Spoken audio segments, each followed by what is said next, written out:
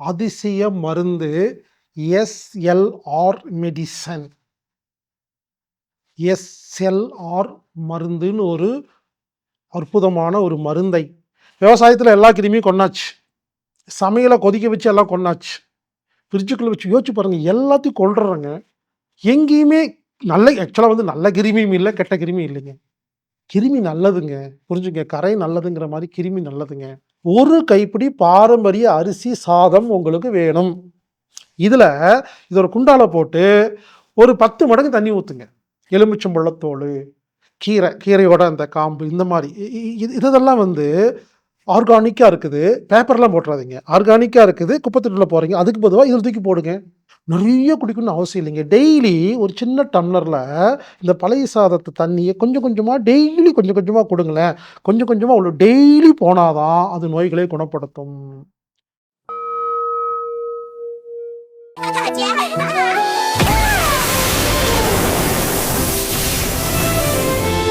RSP பானம் அம்மி தற்சார்பு சந்தையில் கிடைக்கும். நீங்கள் வாங்கி பயன்படுத்தலாம்.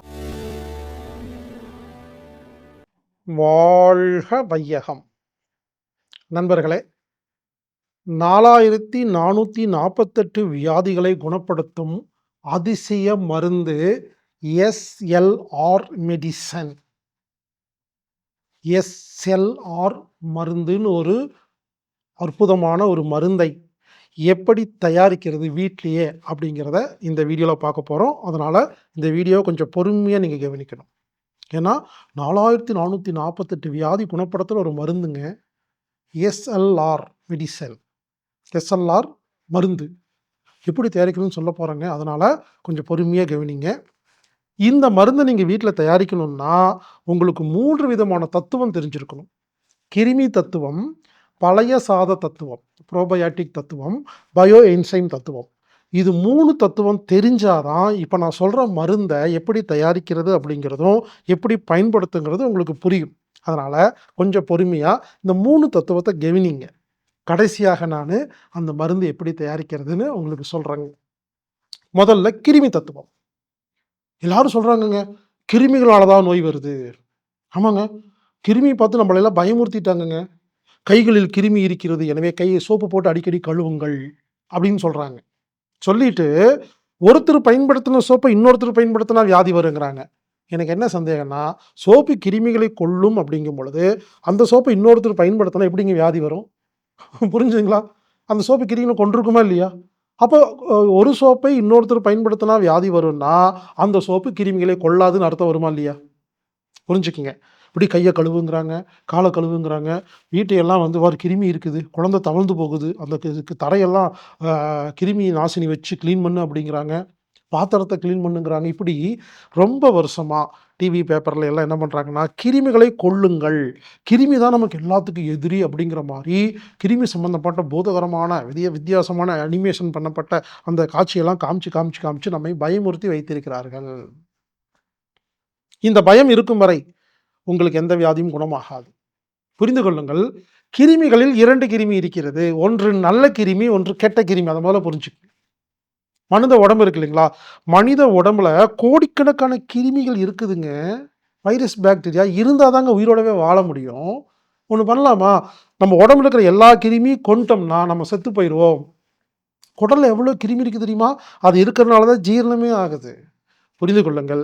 கிருமிகளில் 2 இருக்கிறது, நல்ல கிருமி, கெட்ட கிருமி. இப்போ பால் இருக்கு, அதை புற ஊற்றுறோம், தயிராக மாறுதா இல்லைங்களா? என்ன சொல்கிறீங்க?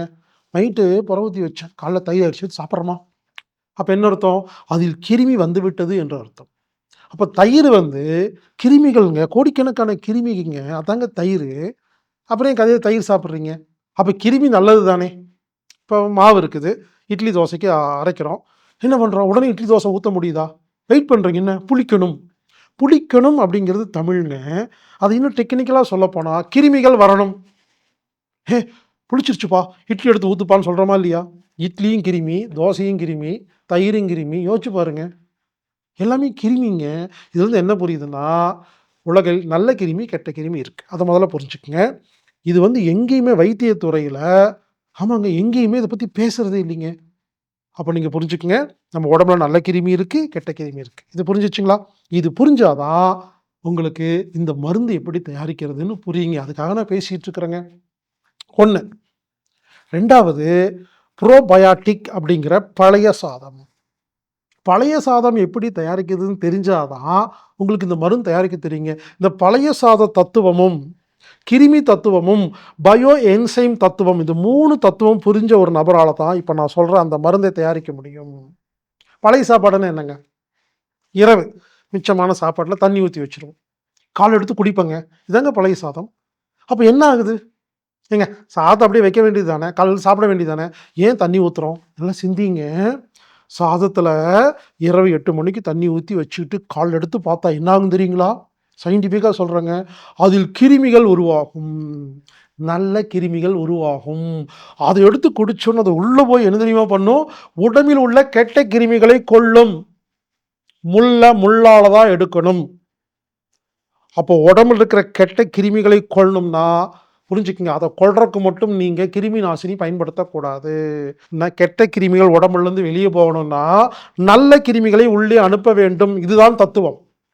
இதை யாருமே சொல்றது இல்லைங்க. சயின்டிஃபிக்கா அதை யாருமே பேசுறது இல்லைங்க. புரிஞ்சுக்குங்க. பழைய சாதம் சாப்பிட்டா என்ன ஆகுன்னா, பழைய சாதத்தில் நல்ல கிருமி இருக்குங்க. உடம்பில் நோயை குணப்படுத்தும் நல்ல கிருமி உள்ள போய் அது என்ன பண்ணும்? கெட்ட கிருமிகளை கொல்லும். அப்ப நம்ம உடம்பு குணமாகணும்னு என்ன தெரியுமா வேணும்? நல்ல கிருமிகள் நிறைய வேணும். கெட்ட கிருமிகள் சாகணும். இப்படி சொல்லிக் கொடுக்கணும். அதை விட்டுட்டு கிருமிகளை கொல்லுங்கள் அப்படின்னு சொல்லக்கூடாதுங்க. இப்ப எல்லாத்துக்கும் ஏன் தெரியுமா நோய் வருது? ஒரே வார்த்தை சொல்றேங்க. இப்ப உள்ள எல்லாருக்கும் எல்லா நோய்களுக்கும் ஒரே காரணம், உடம்பில் யாருக்குமே நல்ல கிருமியே இல்லை. ஆமாங்க. விவசாயத்துல எல்லா கிருமியும் கொன்னாச்சு. சமையல கொதிக்க வச்சு எல்லாம் கொன்னாச்சு. ஃப்ரிட்ஜுக்குள்ள வச்சு யோசிச்சு பாருங்க. எல்லாத்தையும் கொல்றாங்க. எங்கேயுமே ஆக்சுவலா நல்ல கிருமியும் இல்ல, கெட்ட கிருமியும் இல்லைங்க. கிருமி நல்லதுங்க. புரிஞ்சுங்க. கரை நல்லதுங்கிற மாரி கிருமி நல்லதுங்க. இப்ப பழைய சாதத்துடைய கான்செப்ட் என்ன தெரியுங்களா? பழைய சாதங்கிறது தமிழ்லிங்க. இத தாங்க டெக்னிக்கலா ப்ரோபயாட்டிக் அப்படின்னு சொல்றாங்க. நம்ம ஊர்ல பழைய சாதத்தை யாருமே மதிக்கிறதே இல்லைங்க. நீங்க அமெரிக்கா போன்ற, யுஎஸ் போன்ற இந்த பல நாடுகளுக்கு போய் பாருங்க. பெரிய பெரிய டிபார்ட்மெண்ட் ஸ்டோர்ல ப்ரோபயாட்டிக் ஃபுட்ன்னு சொல்லி ஒரு கண்ணாடி டம்ளர்ல வச்சிருப்பாங்க. பாட்டில்ல. அது ரூ. 1000 ரூ. 2000 ரூ. 3000 எழுதி வச்சிருக்காங்கங்க. யோசிச்சு பாருங்க. இங்க ஃப்ரீயா கிடைக்கிறத அங்க போய் ரூ. 2000 ரூ. 3000 சாப்பிட்டு இருக்கிறாங்க. இது கொடுமைங்க. புரிஞ்சுக்கங்க. கிருமி தத்துவம்னா என்ன? நல்ல கிருமி இருக்கு, கெட்ட கிருமி இருக்கு. உடம்புல நல்ல கிருமி இருந்தா உடம்பு நோய் குணமாகும். கெட்ட கிருமி இருந்தா நோய் வரும். அப்ப நல்ல கிருமி அதிகம் பண்ணணும். இந்த தத்துவம் புரிஞ்சுதுங்களா? 1. ப்ரோபயாட்டிக் அப்படிங்கிறது பழைய சாதம் அப்படின்னா, சாதத்தில் தண்ணி ஊத்தி வச்சா நைட்டு ஃபுல்லா வச்சிருந்தோம்னா காலையில அதில் நல்ல கிருமிகள் உற்பத்தி ஆகிறது. அதை எடுத்து குடிக்கும் பொழுது உள்ளே சென்று குடலில், வயிற்றில் உள்ள எல்லா கெட்ட கிருமியும் கொன்னு அல்சரை குணப்படுத்துது. எல்லா நோய்களையும் குணப்படுத்துது. அஜீரண கோளாறு, ulcer, irritable bowel syndrome, gastric trouble எதுக்கு அளிக்குது? மலத்தை நல்லா போக வைக்கிறது. எல்லாத்துக்கும் ஒரே மருந்து ப்ரோபயாட்டிக் அப்படிங்கிற பழைய சாதம். அடுத்தது இந்த வெளிய வீடு துடைக்கிறதுக்கு, பாத்ரூம் கழுவுறதுக்கு, லெட்ரின் கழுவுறதுக்கு, கார் கழுவுறதுக்கு எல்லாத்துக்கும் என்ன பண்றோம்னா, ஒவ்வொன்னுக்கும் லிக்விட் வச்சிருக்கிறேங்க.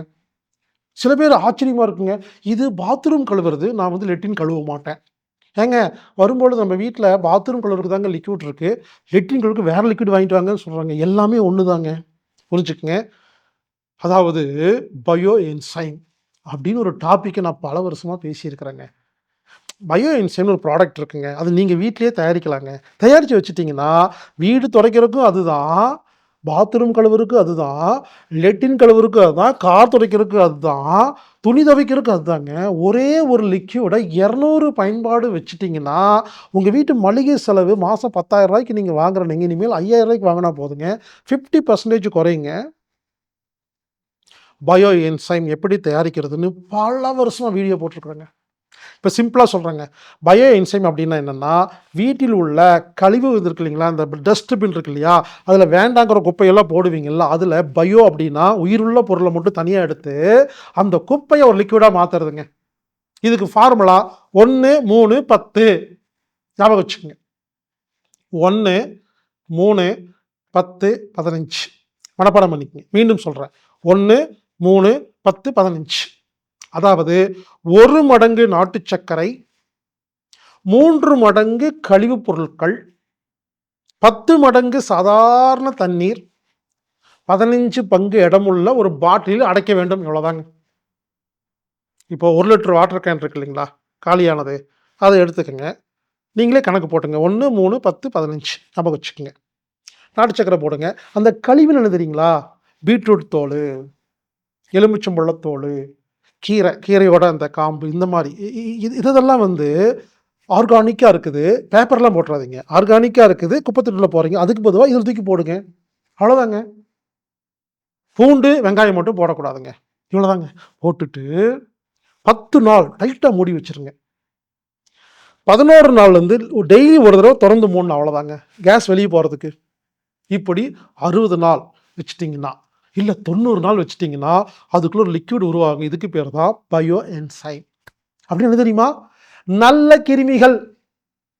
அந்த நல்ல கிருமி எடுத்து ஒரு பக்கெட் தண்ணீல ஒரு மூடி ஊத்தி வீட தொடச்சிட்டீங்கன்னா, வீட்டு தரையில் இருக்கிற கெட்ட கிருமி செத்துரும். நல்ல கிருமி உயிர் வாழும். பாத்ரூம கழுவிட்டீங்கன்னா, கெட்ட கிருமி செத்துரும். நல்ல கிருமி உயிர் வாழுங்க. மீண்டும் மீண்டும் சொல்கிறேன். நல்ல கிருமிகள் இருக்கும் இடத்தில் நோய்கள் இருக்காது. கெட்ட கிருமிகள் இடத்தில் நோய்கள் வரும். ஆனால் இந்த உலகம் என்ன பண்ணிருச்சுன்னா, கிருமிகளே கெட்டதுன்னு சொல்லி எல்லா கிருமியும் கொல்றதுக்கு தான் ஐடியா குடுத்துருக்காங்களே தவிர, நல்ல கிருமியை வளர்த்துவதற்கும் ஐடியா குடுக்கவில்லை. அது நல்லது என்பதை யாரும் புரிய வைக்கவில்லை.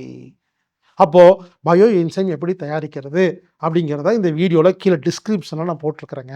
அந்த லிங்க் கிளிக் பண்ணீங்கன்னா, நான் பேசி பல வருஷம் ஆச்சுங்க. புக்கு போட்டிருக்கிறேங்க. appakulam@gmail.com இமெயில் பண்ணுங்க. அதில 96 விஷயம் இருக்கும். அதில ஒண்ணு பயோ என்சைம் எப்படி தயாரிக்கிறதுன்னு ஒரு வீடியோவும், ஒரு புக்கும் இருக்கும். படிங்க. நீங்களே வீட்ல தயாரிங்க. என்ன ஆகும்? ஒண்ணு மளிகை செலவு மிச்சம். கெட்ட கிருமி செத்துரும், நல்ல கிருமி இருக்குங்க. அந்த லிக்விட வச்சு நீங்க உங்க செடிகளுக்கெல்லாம் கிருமிகள தொரத்துறதுக்கு பயன்படுத்தலாம். கார் கழுவலாம், பைக் கழுவலாம், ஆ ஆயில் இருக்கிற, அழுக்கா இருக்கிற பாத்திரம் கிளீன் பண்ணலாம். துணி துவைக்கலாங்க. எங்க வீட்ல நான் வந்து வாஷிங் மிஷின்ல பயோ என்சைம்ல தாங்க நான் துவைச்சிட்டு இருக்கிறேன். பாத்திரம் கழுவுறதுக்கு பயோ என்சைம்ங்க. எல்லாத்துக்கும் பயோ என்சைம்ங்க. நல்லா ஜாலியா இருக்குங்க. சிம்பிளா இருக்குதுங்க. புரிஞ்சுக்குங்க. இது என்ன சொல்ல வரேன்னா, உடம்பில் உள்ளே நல்ல கிருமி அனுப்புங்கள், கெட்ட கிருமி சாகும். வெளி பயன்பாட்டுக்கு பயோ என்சைம் யூஸ் பண்ணுங்கள். அப்பொழுது கெட்ட கிருமி சாகும். இவ்வளோதாங்க விஷயம். அப்போ 2 விஷயங்க. 3 விஷயம் தெரிஞ்சுக்கணும். கிருமி தத்துவம் தெரிஞ்சிச்சுங்களா? அடுத்தது 2 விஷயங்க. பழைய சாதத்த, அதாவது புரோபயாட்டிக்க உள்ள அனுப்புனா, அது உள்ள போய் உடம்புல இருக்கிற கெட்ட கிருமிகளை கொன்னு உங்களுக்கு ஆரோக்கியத்தை கொடுக்கும்.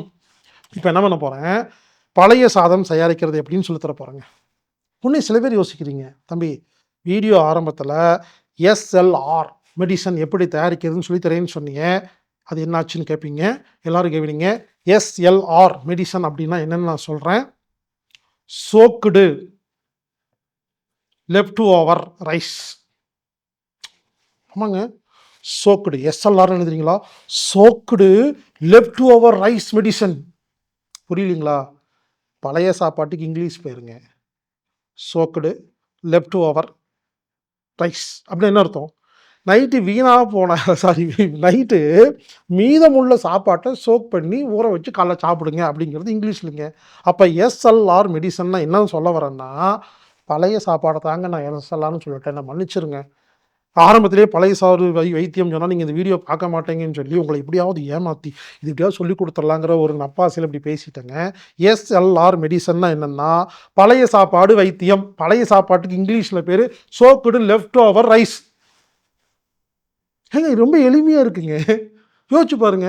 நான் உங்களை கூப்பிட்டு எனக்கு இவ்வளோ 1000 கொடுங்க, மருந்து கொடுங்கன்னு கேட்டேனா? என்னை வந்து பாருங்கன்னு சொன்னாங்க. யோசிச்சு பாருங்க. எல்லா வைத்தியர்களும் என்னை வந்து பாருங்க, என்னை வந்து பாருங்கன்னு சொல்கிறாங்க. நான் என்னை வந்து யாரும் பார்க்காதீங்கன்னு சொல்கிறேங்க. எல்லாரும் மருந்து வாங்கு, மருந்து வாங்குன்னு சொல்கிறாங்க. நான் மருந்து வாங்காதீங்கன்னு சொல்கிறேங்க. யோசிச்சு பாருங்க. இந்த வீடியோல எனக்கு என்னங்க பெனிஃபிட்டு? நீங்கள் பழைய சாப்பாடு சாப்பிட்டு நோய்களை குணப்படுத்தணுங்கிற அக்கறை நான் பேசிகிட்டு இருக்கிறேங்க. அப்போ எஸ்எல்ஆர் மெடிசன்னா என்னென்னா, சோக்டு லெஃப்ட் ஓவர் ரைஸ் மெடிசனுங்க. எனக்கு 2 மெடிசனுங்க. உள்ள பழைய சாப்பாடு சாப்பிடுங்க, வெளியே பயோ என்சைம் யூஸ் பண்ணுங்க. எல்லா கெட்ட கிருமியும் செத்துருங்க. வெளியே சாகிறதுக்கு பயோ என்சைம், உள்ள சாகிறதுக்கு பழைய சாப்பாடுங்க. இந்த பழைய சாப்பாட்டுக்கு தாங்க 1000 பேர். ப்ரோபயாட்டிக், ப்ரீபயாட்டிக் எவ்வளவோ பேர் இருக்குதுங்க. சிம்பிளுங்க, பழைய சாதங்க. பாருங்க, பழைய சாதம் எப்படி தயாரிக்கிறதுன்னு சொல்லி கொடுக்குறேங்க. உங்களுக்கு தெரியும், இருந்தாலும் சொல்கிறேங்க. முதல் விஷயம், பழைய சாப்பாட்டுக்கு நீங்கள் தயவு செய்து சாதாரண அரிசியெல்லாம் வாங்காதீங்க. பாரம்பரிய அரிசியை தேடி கண்டுபிடிச்சி வாங்குங்க. கண்டிப்பாங்க. நிறைய இயற்கை அங்காடி இருக்குங்க. உங்க வீட்லேருந்து நடந்து போனா நிறைய இடத்துல இயற்கை அங்காடி இருக்குங்க. நானும் பார்க்குறேங்க. நிறைய இயற்கை அங்காடி ஓப்பன் பண்ணுறாங்கங்க. 1 வருஷம் 6 மாசத்துல க்ளோஸ் பண்ணிடுறாங்க. யாருமே போறதே இல்லைங்க. குப்பை கடையில் கூட்டமாக நிற்குதுங்க. நல்ல கடையெல்லாம் க்ளோஸ் பண்ணிட்டே இருக்காங்கங்க. அருகில் உள்ள ஆர்கானிக் ஷாப்புக்கு போய், இல்லை இயற்கை விவசாயம் பண்ற நண்பர்கள பார்த்து, முதல்ல ஆர்கானிக் அரிசிகள் வாங்குங்கள். ஓகேங்களா? அடுத்தது, நைட்டு மிச்சமான சாதம் இருக்கு இல்லையா? ஒண்ணு மிச்சமான சாதம் இருக்கட்டும். ஒருவேளை இல்லன்னா, இதுக்குன்னு தனியா வையுங்க. ஒண்ணு குக்கர்ல சாப்பாடு வைங்க. இல்ல நீங்க சாதாரண அ அ பாத்திரத்தில வைங்க. புரிஞ்சுக்கங்க. நைட்டு ஒரு கைப்பிடிங்க. ஒரு கைப்பிடி சாப்பாடு எடுத்தா போதுங்க. வீட்ல 10 பேர் யூஸ் பண்ணலாங்க. இங்க பாருங்க, நெறைய பழைய சாப்பாடு இருந்தா தான் நெறைய கிருமி நினைக்காதீங்க. இது முக்கியமான விஷயம். ஒரு கைப்பிடி இருந்தா போதுங்க. ஒரு கைப்பிடி பாரம்பரிய அரிசி சாதம் உங்களுக்கு வேணும். இதுல இத ஒரு குண்டால போட்டு ஒரு 10 மடங்கு தண்ணி ஊத்துங்க. இல்ல 5 மடங்கு தண்ணி ஊத்துங்க. அதாவது ஒரு கைப்பிடி சாப்பாடு போட்டா 10 கைப்பிடி இல்ல 5 கைப்பிடி தண்ணி ஊத்தி ஃபுல்லா ரப்பிருங்க. அவ்வளோதாங்க. அப்படியே மூடி வச்சுருங்க. காலையில எடுத்து பார்த்தீங்கன்னா, உங்களுக்கு ப்ரோபயாட்டிக்ங்க. அது ஃபுல்லா நல்ல கிருமி இருக்குங்க. அத எடுத்து குடிச்சுட்டா எல்லா நோயும் குணமாகுங்க. இதில விதவிதமா செய்யலாங்க. அதாவது சாப்பாட்ல தண்ணி மட்டும் ஊத்தி அடுத்த நாள் காலையில குடிக்கலாம். இது ஒரு ஆப்ஷன். சாப்பாட்ல தண்ணி ஊத்திட்டு காலையில எடுத்து அத பிழிஞ்சு தண்ணி மட்டும் எடுத்து சாப்பாட குப்பை தொட்டில போட்டு குப்பை தொட்டில போட்டுன்னு சொல்லாதீங்க. அது உங்களுக்கு வேண்டாம் அப்படின்னா, அத டிஸ்போஸ் பண்ணிட்டு தண்ணி மட்டும் குடிக்கலாம். புரிஞ்சுக்கங்க. பல பேரு இந்த பழைய சாதத்தில நெறைய கேள்விகள்லாம் வரும். அந்த கேள்விக்கெல்லாம் பதில் சொல்றேன். சாப்பாட்ல தண்ணி ஊத்துறீங்க. காலையில கரைச்சிட்டு வடிகட்டி வச்சு தண்ணிய மட்டும் எடுத்து குடிக்கலாம். இது 1. இல்ல தண்ணியும் சாப்பாடும் சேர்ந்து சாப்பிடலாம். இது 2. சரிங்களா? இல்ல நைட்டு சாதத்தில தண்ணி ஊத்திட்டு கொஞ்சம் தயிர் ஊத்தி கலந்து வச்சீங்கன்னா, காலையில தயிரோட சேர்ந்து இருக்கும். அது ஒரு ஆப்ஷன். இல்ல சாப்பாட்ல கொஞ்சம் தண்ணி ஊத்தி, கொஞ்சம் தயிர் ஊத்தி, கொஞ்சம் உப்பு போடலாம். நான் எப்படி தயாரிக்கிறேன்னா, எங்க வீட்ல நான் கண்டிப்பா டெய்லி பழைய சாப்பாடு கண்டிப்பா காலைல சாப்பிடுவேங்க. நைட் இருக்கிற சாப்பாட்ல தண்ணி ஊத்துவேன். கொஞ்சம் தயிர் ஊத்துவேன். கொஞ்சம் உப்பு போடுவேன். நல்லா பெனஞ்சு மூடி வச்சுருவேங்க.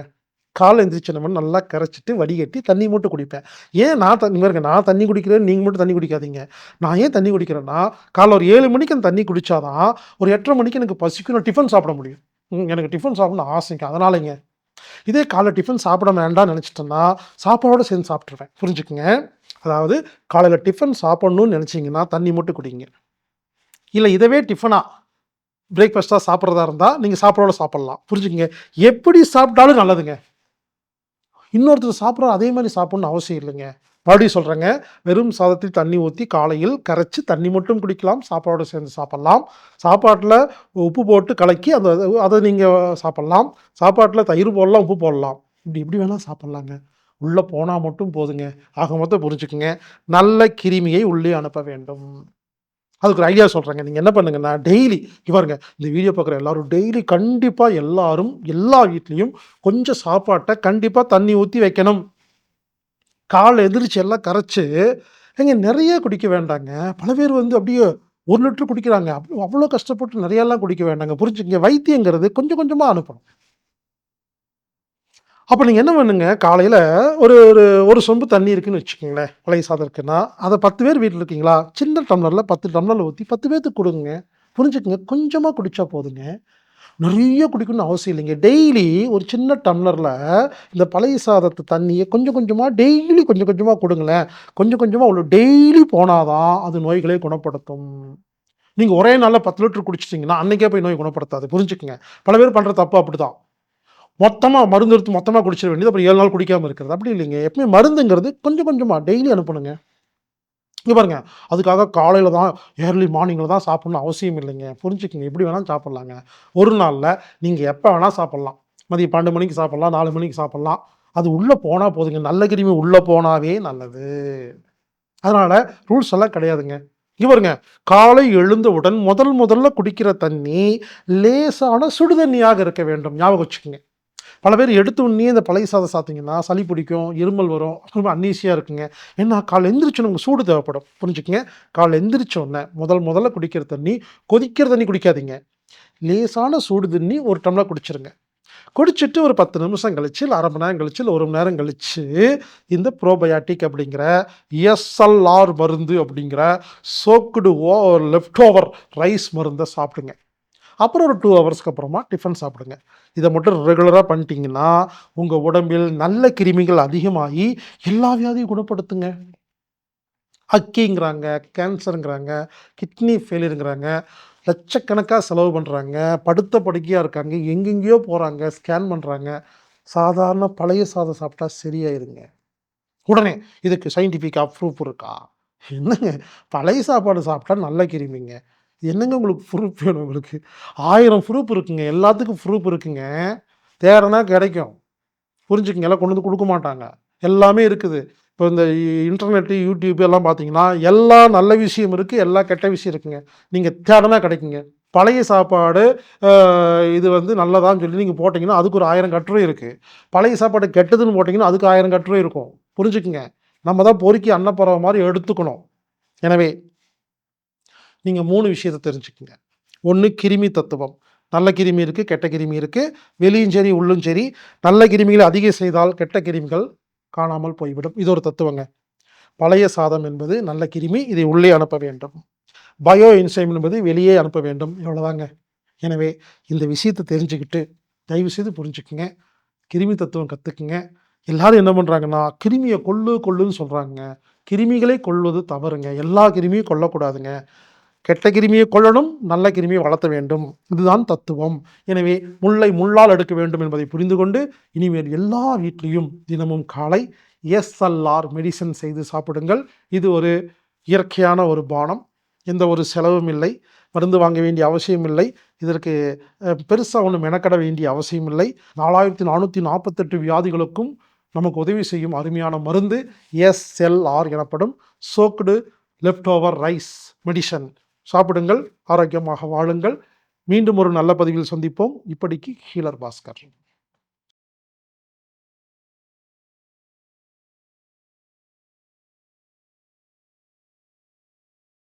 இப்ப இருக்கிற நிலைமையில எந்த ஒரு வியாபாரமாக இருந்தாலும் டிஜிட்டல் மார்க்கெட்டிங் இல்லாம அதை பொதுமக்களிடம் கொண்டு போய் சேர்க்கவே முடியாது. இப்பெல்லாம் ஒரு நியூஸ் பேப்பருக்கே டிஜிட்டல் மார்க்கெட்டிங் தேவைப்படுது. ஒரு டிவி சேனல்ல வர சீரியலுக்கே டிஜிட்டல் மார்க்கெட்டிங் தேவைப்படுதுங்க. பெரிய நடிகர் நடிச்ச ஒரு படத்தை ப்ரோமோட் பண்றதுக்கு டிஜிட்டல் மார்க்கெட்டிங் தேவைப்படுது. அப்படின்னா புரிஞ்சுக்குங்க, இது எந்த அளவுக்கு இனிமேல் ரொம்ப முக்கியத்துவமா இருக்க போகுதுன்னு. எனவே நல்ல காரியம் செய்யும் பல நபர்கள் வியாபாரம் தெரியாமல் கஷ்டப்பட்டு ரொம்ப கஷ்டப்பட்டு இருக்கீங்க. எனவே நல்ல காரியம் செய்யும் நபர்கள் அனைவரும் டிஜிட்டல் மார்க்கெட்டிங் கற்றுக்கொண்டு நல்ல காரியத்தை உலக மக்களுக்கு சேர்த்த வேண்டும் என்று கேட்டுக்கொள்கிறேன். சுமார் 10 லட்சம் ரூபாய் செலவு செய்தாலும் கிடைக்காத அந்த விஷயங்களை உங்களுக்கு வெறும் 5000 ரூபாயில் கொடுப்பதற்கு ஏற்பாடு செய்யப்பட்டுள்ளது. இந்த வகுப்புக்கு கட்டணம் 5000 ரூபாய். இது ஒரு இன்வெஸ்ட்மெண்ட். நீங்க இந்த வகுப்புல கலந்துகிட்டு உங்கள் வியாபாரத்தை மேலும் பல்மடங்கு அதிகரித்து லாபம் சம்பாதித்து நிம்மதியாக வாழுமாறு கேட்டுக்கொள்கிறேன். இந்த வகுப்பை உங்களுக்கு நடத்துபவர் திரு சாய்ராஜ் அவர்கள். இந்த வகுப்புல நீங்க கலந்துக்கணும்னா anatomictherapy.orgங்கிற வெப்சைட்ல போய் ப்ரோக்ராம் ஃபைண்டர்ல digital business and digital marketing type பண்ணி சர்ச் பண்ணி அதுல நீங்க 5000 ரூபாய் பணம் கட்டினீங்கன்னா உங்களுக்கு அந்த லிங்க் வரும். அனைவரும் கலந்து கொண்டு பயன்பெறுங்கள். ஒர்த் கிளாஸ்ங்க.